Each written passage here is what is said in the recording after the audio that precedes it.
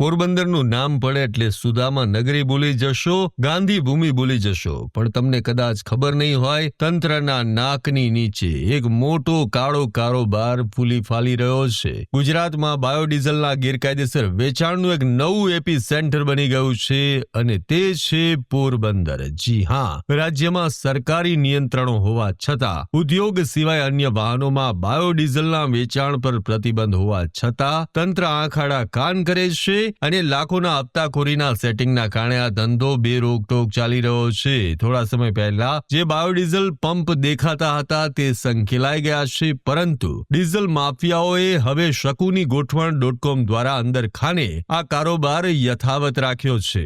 ભાજપના એક ટોચના આગેવાનના કથિત ભત્રીજાનું પોરબંદર જિલ્લામાં એક ચક્રી શાસન ચાલી રહ્યું છે. મળતી માહિતી મુજબ ભરત અને પંકજ નામના રાજકીય વગ ધરાવતા શખ્સો આ કારોબારનું મુખ્ય સૂત્ર સંભાળે છે. આ શખ્સે કલેક્ટર તંત્ર અને પોલીસ તંત્રને મહિને લાખોના હપ્તા સાધી આ ધંધો બેરોકટોક ફૂલાવ્યો છે. પોલીસ, કલેક્ટર સહિતના અધિકારીઓને મહિને લાખોનો હપ્તો નિયમિત પહોંચાડવામાં આવે છે. સરકારી સૂત્રો અનુસાર આ રકમ દર મહિને $2.5 કરોડ સુધીની હોવાની પણ ચર્ચા છે.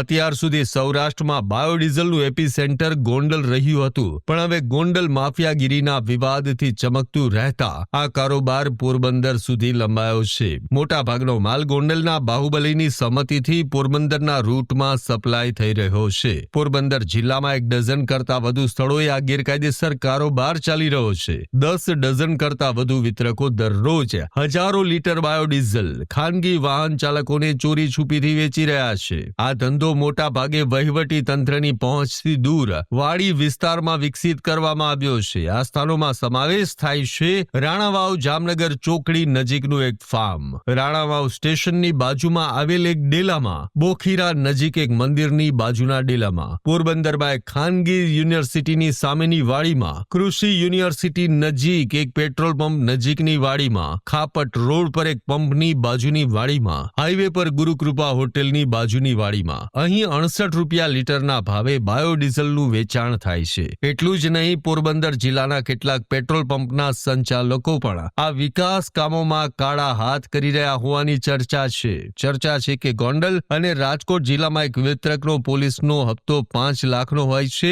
જ્યારે પુરવઠા અને કલેક્ટર વિભાગનો હપ્તો તો અલગથી હોય છે. અને આ હપ્તાની ગોઠવણ એટલી બધી મજબૂત છે કે જિલ્લાની હદમાં આ શખ્સની મંજૂરી વિના કોઈ પણ શખ્સ બાયોડીઝલનો ધંધો ન કરી શકે. ત્યારે આ તમામ સવાલો સાથે ભારત હેડલાઇનની ટીમ આ અંગે વધુ વિગતો મેળવી રહી છે. ત્યારે જોડાયેલા રહો ભારત હેડલાઇન સાથે.